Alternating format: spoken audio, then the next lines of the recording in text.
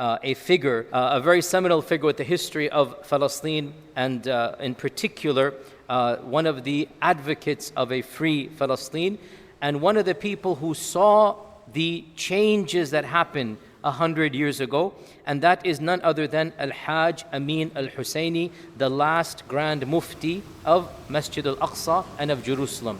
He was a person who lived through the very troubling times of the rise of European Zionism and of the establishment of the apartheid state of Israel. And he was imprisoned and he was sent into exile. Unfortunately, the Zionist lobby has lied about him in a very evil manner. And one of the reasons I'm having this lecture is to talk about those awkward lies, because there are pictures that are undeniable, and those pictures show him meeting Adolf Hitler. And so the lie that the Zionist lobby has said is that he was a Nazi, a'udhu billah. And even worse than this, I'm going to save this for later on, but unbelievable the slanders that they do to this man. So we have to clear up and give the history of this person in a summary. And Amin al-Husayni, he was born in Jerusalem to a family that has hundreds of years of lineage in Jerusalem. And al-Husayni means he is from Al-Husayn radiallahu anh. He is a Sayyid. His lineage goes back to the Prophet sallallahu alaihi wasallam. And his family was known for scholarship, for ulama, for being of the nobility of the city. His father was the mufti in the 1900s, in the late 1800s, sorry. And he passed away in 1908. So until he passed away, his father was the mufti. So he is coming from a lineage of scholars, of ulama, and he was born in the year 1895, and he grew up in a very educated environment because his family is so well connected, because his family is nobility. He went through multiple different schools, the French school, the European school, the British school, and the madrasa. He went through different phases so that he gets a very broad exposure. He memorized the Quran in Al-Aqsa, and when he was a young teenager, I think 16, 17 years old, his father says, now you have to go to Egypt and study at Al-Azhar. So he was sent as a young teenager, he was sent all alone to go study in Al-Azhar and also in University of Cairo. And there he got in touch with and was mesmerized by the icon of the earlier part of the 20th century, the great mujaddid in my estimation of that time, and that is who? That is who in Egypt? Rashid Rida. Rashid Rida. Rashid Rida, there's another lecture, I have to give many lectures about him one day. Once again, a name that is greatly misunderstood. And there's a lot of slanders about him. He's a Freemason, he's instant. I guarantee you, anybody who says that has never read a book of Rashid Rida. I guarantee you, Rashid Rida, you can see so much good coming out of this one man. So many movements around the world are inspired by this man. Diverse groups of people are all inspired by this man because he wanted, and he was the first person, I mean Afghani before him, but he made it global, to warn the ummah of the impending calamity of the collapse of the Islamic Caliphate, to warn the ummah of what's going to happen if they don't stand up to colonization. He was one of the most active people. And unfortunately, he lived at a very difficult time. He has a whole series of treatises. I'm going into a tangent here, sorry guys, but it's so, I really admire Rashid Rida. I view him, frankly, as somebody that inspires me. And that causes my critics to also go into their tangents because they don't like Rashid Rida, so they say I'm also following somebody they don't like. But anyway, it is what it is. You read by your own. Don't just listen to people's verdicts without doing your own judgment. Don't be just like, if somebody says it. No, do your research. Read what Rashid Rida has written. He was a very erudite, educated scholar, and he was well educated in East and West traditions. And those groups that don't appreciate the Western tradition at all, they found him to be problematic because he's not speaking like them. He's not saying, he's one of the first people to tell the ulama, guys, get your act together. There's bigger problems than what you're talking in your halaqat. There's colonization happening, right? Come together and do something for the community. And you hear this message from me as well. Islam is not just about halaqat and durus. Islam is about bettering society. Of what benefit is your halaqat if the French are going to rule over you, if the English are going to take your power away? And so he is critiquing the scholarship in this regard. So obviously when you have Amin al-Husayni studying with him, what's going to happen? Amin al-Husayni now becomes inspired as well.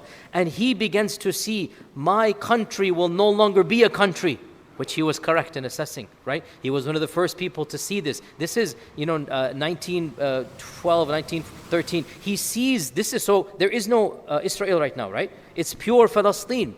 But the immigration has begun. And the European Zionist Federation is sponsoring people, paying them money, go and buy the land, or do something, bribery, or go and get rid of. So already you have mass immigration happening in his land. In his lifetime, he sees the Jewish population go from 3% to 35%. In his lifetime, he sees this. In his lifetime, can you imagine? 1 out of 30 people becomes 1 out of 3. By hook or through crook, this is all going to be happening.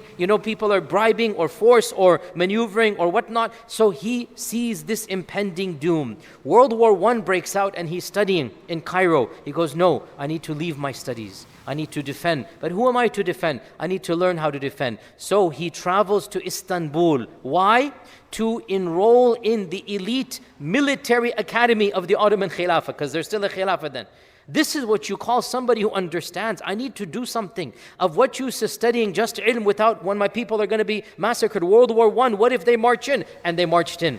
What if, they all take over? And they took over. So he's a man of action. So he went to Istanbul. He left his studies and he went to Istanbul and he graduated from the military academy, the most elite military academy that the Khilafah had. He graduated from there. In this time frame, before this time frame, he also went on Hajj, and in this time frame it was rare to go on Hajj, and so he was always called Al-Hajj Amin al-Husayni, because he went on Hajj as well with his mother, by the way. So this was before World War I. So when the World War I finishes, he then returns to Palestine and begins educating the people that this British mandate is a disaster and tragedy. We have to make sure that it doesn't get worse than this. We have to make sure they do not create an enclave for the European Zionists. And in this time frame as well, his father already passed away. He had another relative that became the Mufti, and that he also passed away. And so he was then chosen to become the Mufti in 1921. He becomes the Mufti of Quds and Masjid al-Aqsa. And one of the first things he does is he forms a Supreme Muslim Council. The goal of this council, all of the Muslim organizations want to come together. Right? This is Rashid Rida's vision of unity, which, as you know, sectarian-minded people don't like. Because sectarian-minded people, they say, no, you must think like me, talk like me, walk like me, or else you are dal, mudil, kafir, fasiq. And Rashid Rida's like, guys, put these differences aside, talk about them in other places. We have the British coming, we have the French coming, we have Napoleon invading, right? This is Rashid Rida's mentality, which is changing the minds of sectarianism. And we find this in Amir Husayni as well. So one of the first things he does is he forms the Supreme Muslim Council, SMC. And the goal of this was to bring a consolidated effort of all of the madrasas, all of the higher education, all of the Sharia courts, all of the awqaf. We should have a government in spite of the fact there is no government, right? We should come together to show strength, even though the British are ruling, because by this time the British have the mandate. So technically the British are in charge of Palestine.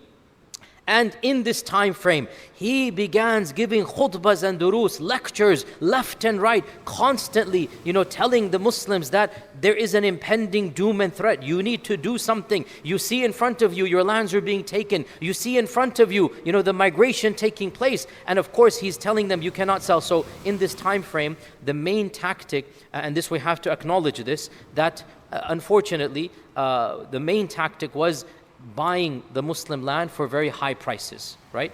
And these are Muslim farmers, peasants. If you're offered 10 times the price, because who's financing it? The Zionist Federation of Europe, right? Who's financing it? The money is coming from France, from Switzerland, from England. And of course, you have, we don't blame them, even though we do, but you get my point here. I don't blame them individually. But I mean, what do you want? A land might be worth, let's just say, 10,000. You're being offered 150,000. Just say, for example, right? It's too good to refuse. So this is still 1920s. And by the 1940s, they don't care about money. They're going to be using violence, right? But in the beginning, it was just surplus money. So Al-Amin Husayni is telling them, fear Allah. It is haram to sell to people that you know are going to be taking over. So he's one of the people that is warning of the impending doom. And in the process, so at this time, the British are controlling, and already a number of riots have happened, multiple riots. The British were very flustered. They didn't know what to do because they're the ones telling the European Zionists to come in. But then, as I said, in one generation, in 20 years, from 1 out of 30 to 1 out of 3, imagine the culture shock, imagine the arrogance, imagine. So already you have the beginnings of the clashes under the British. One of the reasons why the British threw in the towel and said, Khalas, United Nations, you take it, is because they didn't know how to solve the problem they created. They still don't know how to solve the problem they created. So Husayni, our guy, Al-Hajj al-Husayni, became basically the intellectual leader of the Muslims of Al-Aqsa, of Jerusalem. He is the spokesperson, he is the person that is looked up to. And in one particular occasion, there was a large Muslim festival happening, and the Zionists, they were traveling to the Wailing Wall, the Western Wall, and they were already trying their best at this time to physically acquire that land, to say this is our temple. And when they would go, so before the Zionists got involved, everybody lived in peace. There was no problem with Jews coming and worshiping, and Al-Hajj Amin himself studied with Jewish teachers as a child. There's no question he's not an anti-Semite. The Jews that were living there in Arab lands, the Sephardic Jews, there's never been a problem. They lived peacefully. The problem was the Europeans that came and thought that the whole land is ours, we don't want to live in peace with you. So when this group came, they began, being accosting, just being vicious, a mob mentality, and they would go to the Wailing Wall like they do now, and now of course they own it or they control it. They would go there in large groups and pretend as if it is theirs, just be arrogant, push, shove, whatnot. So in one occasion, Al-Hajj Amin, there was a large festival, there was hundreds of thousands of Muslims, and he gave a very, very passionate lecture that you need to defend this particular space. This is Masjid al-Aqsa. You cannot let anything happen here. And it so happened within a few hours or maybe the next day, there was a massive, mob melee between the Muslims, between the Arabs and the Zionists, right? At the same place that he gave the lecture, not at the same time, but a little bit after, maybe the day after, I don't remember exactly when, but basically the authorities said, you're the one who caused the riot. And more than a dozen people died from the Jewish side, from the Arab side, so it was a whole mobs just attacking each other. Many dozens were wounded, and around a dozen or so people were killed between the mob mentality. And so the British said, you're the one fomenting this hatred, this violence. And there was a petition to arrest him, but because he was so popular, because he was so famous, whatnot, they thought if we arrest him, it might actually, backlash. And so they decided to not arrest him. But multiple times, the same types of notions happen, and he's rising up in responsibility, in concern, and of course in rhetoric, because the situation is getting worse in this regard. And a time comes when the British basically have no option in their minds, obviously, than to say he must be arrested because he's riling up, agitating. By the way, again, look at the sheer double standards, right? The one who is defending his land is called the terrorist, and the people you're bringing in for free, and the people that have no right to be there, they are the ones that are given the free pass. And by the way, I've gone over this, and you should study this. In this time frame, no Muslim terrorist group existed. There were multiple Zionist terrorist groups. Everybody knows this. Go read any Wikipedia entry, any basic book of history. Multiple Zionist terrorist groups were formed, targeting not just the Arabs, but the sheer arrogance, targeting the British, who let them in. Why? You're not allowing more people in. You're only allowing 10,000, let's say, a month. No, we want 100,000. They began killing British officers. They bombed the King David Hotel, which was the base of where the British had their troops. One of the largest massacres of British troops, pre-modernity or pre-modern era, took place in the King David Hotel. Who did it? The person who eventually would become the Prime Minister of Israel. That's the person who was behind. Again, history is so weird. So instead of considering the Zionists to be terrorists, they say, okay, Al-Hajj Amin, you are too much of a troublemaker, then we have to arrest you. And subhanAllah, he then went into hiding. He actually, believe it or not, lived in Masjid al-Aqsa complex in disguise for a few days, and then he made his way out so that he's not arrested. What's the benefit of getting arrested? So he made his way out, and he went to a number of other Arab countries. He went to Egypt, and then from there he went to Iraq. And along the way, he is talking to the rulers, the intellectuals, telling them you need to get involved. In fact, through the course of his life, he traveled to over 15 Muslim countries, meeting with the rulers, the kings, the princes, the presidents, Egypt, Syria, Iraq, Afghanistan. He even went to the fledgling Emirate kingdom. There weren't kingdoms back then, but just the royal families of those places, right? Saudi Arabia. He's going to all of these lands. For what reason? Wanting the Muslims to do something. And as you can imagine, nothing actually happened. But he's trying to. The one person is going and traveling there. And in every place he goes, obviously, the British don't want him to be there, so they put pressure on those regimes. SubhanAllah, nothing new, brothers and sisters. What you see now, it's nothing new. You have to understand. Such is the sunnat Allah fi khalqihi. And so, the poor guy has to keep on going from place to place until in Iraq also he's told, because the British had control over all of these places. So, where does he go? He decides to go to Europe.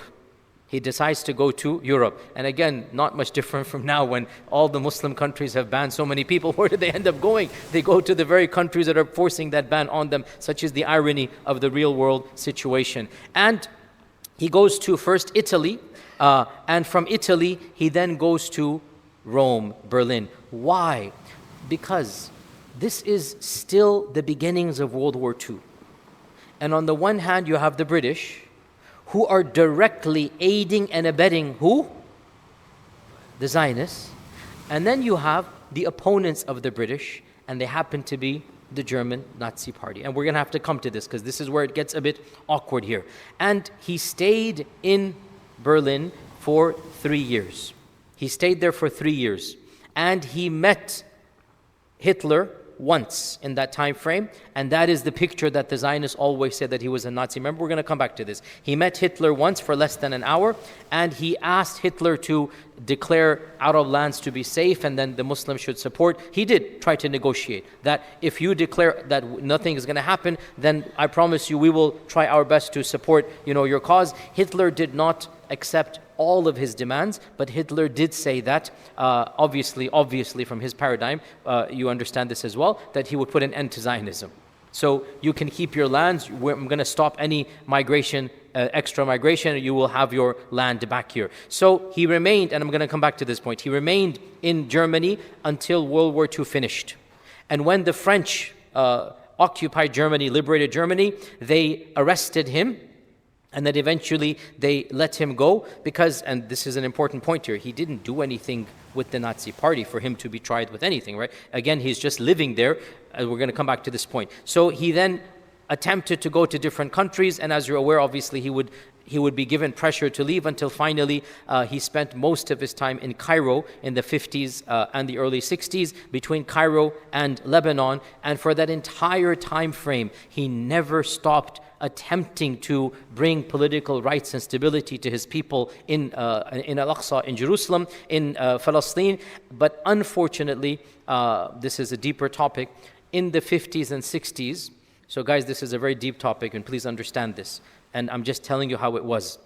The Islamic spirit about Al-Aqsa got lower and lower. And the secular nationalist spirit got higher. So, Al-Amin al-Husayni represents Islamic revivalism. And for many reasons, the 40s and 50s saw a decline of religiosity and a decline of Islamic revivalism across the Muslim world. And anybody who is above the age of 50, 60, you are aware of this from your own family and your stories that you've heard all across the Muslim world, right? So his version of revivalism wasn't popular because he remained firm as a Muslim, as an Islamic intellectual. And which version became the popular one? Secular pro-Palestinian movements, such as especially the PLO. The PLO, and again, I don't want to get involved between the Palestinians and whatnot, I'm not a Palestinian, but I'm just being academic and factual. The PLO is coming more from a nationalist perspective. And Islam is very much in the background. It's not in the forefront, right? So this is and of course PLO then leads to Al-Fatah. So now you have Fatah and you have the other organization called Hamas, right? I'm just being factual, guys, so don't take a clip and whatnot. I'm just being factual. Hamas, whatever you want to say about it, it represents the more revivalistic spirit. And Al-Fatah represents the more nationalistic, somewhat secular spirit, right? This is the PLO remnants became the Fatah. So in the 50s, Al-Amin al-Husayni sees this reality. What reality? Islamic revivalism on the decline. And it is sad to say that Arab leaders did not give him much respect after this. Not just the Arab leaders, but even amongst the masses. It was PLO, and if you do your history, there were at least 6 or 7 Palestinian organizations that are called terrorist organizations, that attempted to do attacks and whatnot at this time frame, because they felt this is Marxist. You had guerrilla Marxist type of, warfare going on, because they were inspired by South American movements, they were inspired by African movements. Again, this is the time frame in the 60s and 70s. You have people like Che Guevara, and then who else? The other guy. Fidel Castro, sorry, that was something Fidel Castro, right? You have these people that actually did something, right? Fidel Castro seems to have won in his land of Cuba. So Fidel Castro, Che Guevara, they actually inspired movements around the world, Muslim and non-Muslim. Muslim technically. And so of those movements were movements that are Palestinian but nationalist, right? And so they have Marxist ideology. Some of them were atheist, many were Christian, so you have, religion is not something that is important, right? This is, and for the record, this only began to rise up in the late 80s. The late 80s, right? And the 90s. Alhamdulillah that you have an Islamic revivalist movement around the whole world here. So our person, Al-Hajj Amin, unfortunately, his influence dwindled, not because he changed his tone, but because the world wasn't ready for him. And he passed away in the late 70s, early 70s. He passed away and he was buried in Lebanon. His family attempted that he be buried in Masjid al-Aqsa. They requested and petitioned, but Israel denied him that privilege. He never returned to Israel since the British attempted to arrest him. His whole life was in exile. He passed away in 1970, which is relatively recent, not that long ago. He passed away in 1974. But there's a lot of other information. I'm just going over what he did in the 50s and 60s. He formed organizations. He traveled the Muslim world. He attempted to bring about the beginnings of the OIC. The OIC, he was the one he actually attempted to bring something before that. It all fizzled out. He wasn't able to do much, but his legacy lives on. Now, I want to get back to the controversial issue, because this, to me, it is imperative that we talk about this factually. The accusation that is made against him is that, number one, he was a Nazi, and number two, the most preposterous, and wallahi, it is downright evil what these liars, and they are liars, from the revisionist Zionist camp attempt to do. Because before I tell you the lie, understand, what do they want to do? They want to demonize Palestinians. They want to make them subhuman. They want people to lose all sympathy for Palestinians. How do they do this? By inventing lies, by portraying them as terrorists, by. So one of the lies that unfortunately has gained currency, even amongst some people that are supposed to be academically inclined, is the lie that Amin al-Husayni was the one who told Hitler to engage in the Holocaust. And you will find this online. You will find this amongst many academics as well, some pseudo-academics. Excuse me. You will find this amongst some pseudo-academics. However, there is not a shred of evidence that he actually did anything like this. And I'm going to come back to this point. So the lie is he was a senior member of the Nazi party. The lie is he was of the entourage of Hitler. And then the worst lie, the Palestinians caused the Holocaust. Wallahi, how nefarious. They're guilty. The Europeans are guilty. That race is guilty. And who do they accuse? oh, it's the Palestinians who caused the Holocaust. You understand now why it's important to talk about this person? Because the justification, by the way, even if one person did this evil, that does not give you the right to do evil against everybody of the same skin color and ethnicity. That's the essence of bigotry and racism. Even if, but that is the notion that is being said here. So let us debunk this and let us clarify what was he doing in Nazi Germany, because he was there for 3 years. So as for the claim that he was a member of the Zionist party or of the core of Hitler's entourage, there is no evidence whatsoever that he ever signed up to be a Nazi. There's no evidence whatsoever that he was close to Hitler. How could he be close when he met him once in 3.5 years for less than an hour? And he met him for what reason? To try to secure Arab freedom. So there is no evidence whatsoever. It is a blatant, lie. And then as for the claim that he helped orchestrate the Holocaust, once again, every serious neutral academic acknowledges there is not even a whiff of evidence for this. Absolutely nothing. It's a blatant lie that they want to just smear the Palestinians with. There is no, and again, we now know, everybody now knows the whole story of how it came about and who was in charge, and was it Speer and Goerings and all of these guys? We all know them. They are.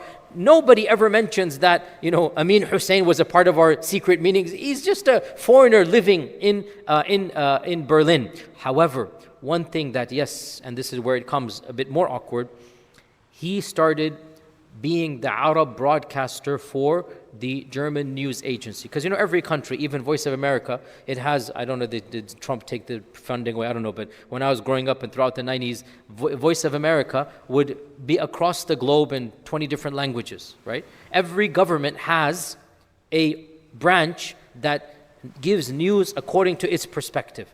So because he's a senior Arab, fluent Arab, he did the job. He took the job of being the Arab broadcaster for the German radio.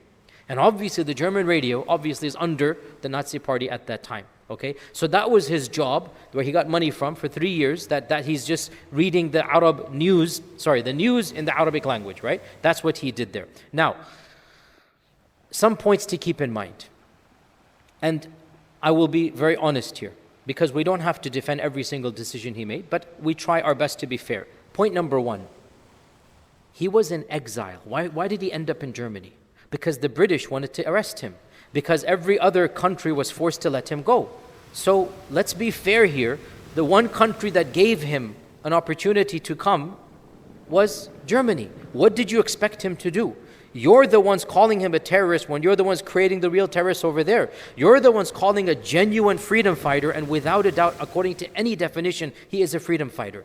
Without a doubt, according to any definition, he wants liberty for his people. You're the ones who made life haram for him, so he had to go where he had to go. So the one place that welcomed him was Germany. So he went to Germany because that's where he was given the right to be in exile. Number two, there is no defense of Hitler. I've said this multiple times. Hitler was a very bad person, a very evil person, and I've said this multiple times. Muslims, we have to be careful. We study history. When Hitler was doing what he was doing, multiple Muslim countries protected the Jewish people of that time frame because it was very, very unethical and wrong. The Grand Mosque of Paris, its whole basement became a safe refuge for Jewish people. The Grand Mosque of Paris. In Bosnia, which had some Jewish people, the Muslim ruler said, no way. In other regions that had some ties with Germany, Tunisia, other places, said, we're not going to hand our Jewish people to you just so that you can kill them. This is dhulm. Families come and you're going to kill them. So we have to be careful here that whatever the Zionist entity does, we don't back project our anger to try to defend a person that is indefensible. So Hitler was evil, no question about that. But what I'm about to say is not a defense. In 1930 and 1940, people weren't aware of how evil he was. And this is factually correct. It's not a defense, but it is true. Winston Churchill, up until, I believe, 1940, praised Adolf Hitler. Winston Churchill, the prime minister.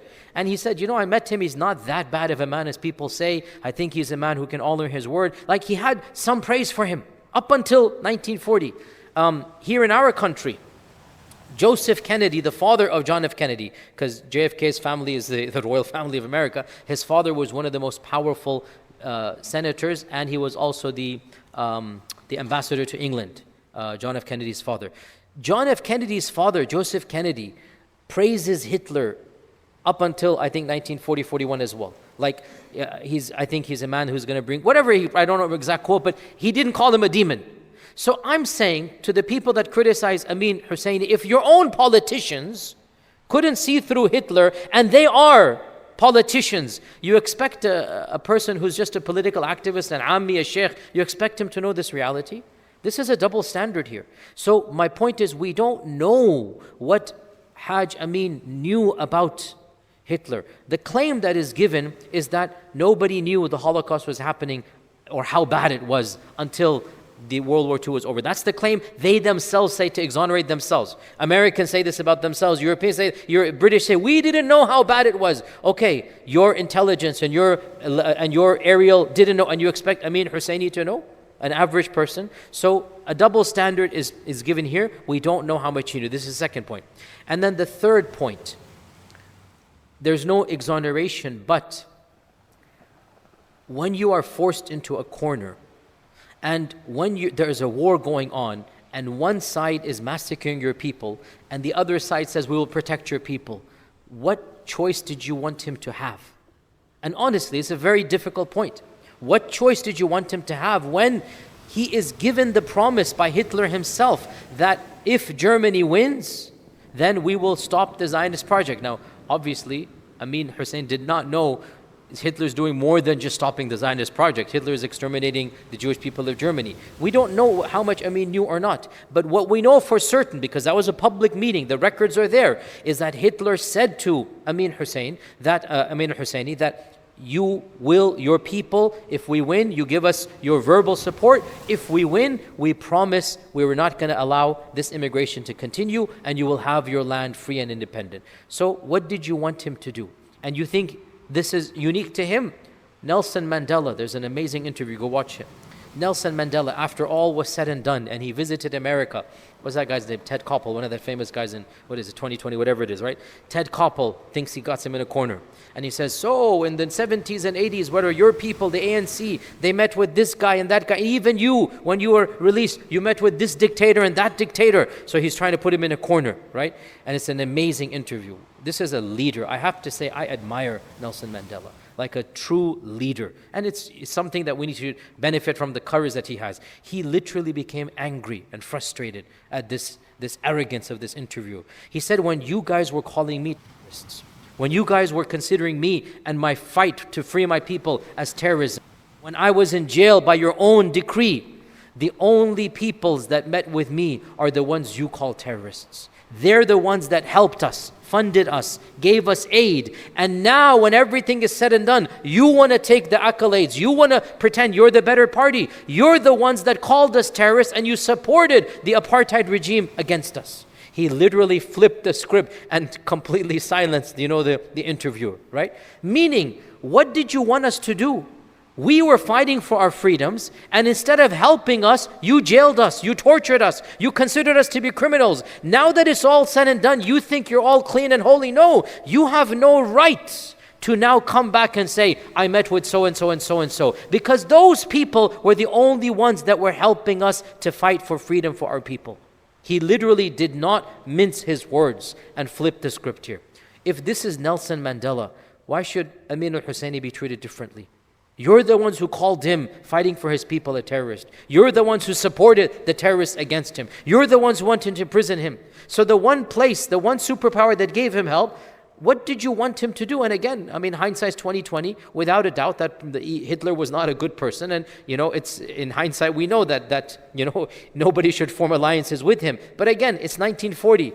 We don't know the future in this regard. So to conclude, we'll say that Al-Hajj Amin al-Husayni was without a doubt the primary figurehead, the spearhead of Islamic revival to free Masjid al-Aqsa from 1920 up until his death in 1974. Unfortunately, it was Allah's qadar that towards the end of his life, he really was not given the respect that he deserved. His lectures, his influence became much less, not because he changed his stances, but because it wasn't popular at that time to be an Islamic revivalist talking about Masjid al-Aqsa and whatnot. Yet his legacy remains, and he should be somebody that we look up to and respect and we make dua for. And without a doubt, he is free of the accusations that his enemies make. He was never a supporter of Nazi ideology. This is a lie. He was never a member of the party. This is a lie. And without a doubt, the biggest lie is that the Holocaust comes from them. This is a complete and blatant lie. If he made a judgment error, it is a judgment error that we understand even if we don't condone. We understand given the context and we excuse for that. And I am certain if he understood the reality, and obviously hindsight is 2020, he would never have sided or at least been even partially in support of a person as evil as Hitler. But the lies that are said are worse in this regard. And with this we make dua for him and for all our brothers and sisters over there, and may Allah subhanahu wa ta'ala bless all of us to be able to contribute to the revival of the ummah. Wassalamu alaikum wa rahmatullahi.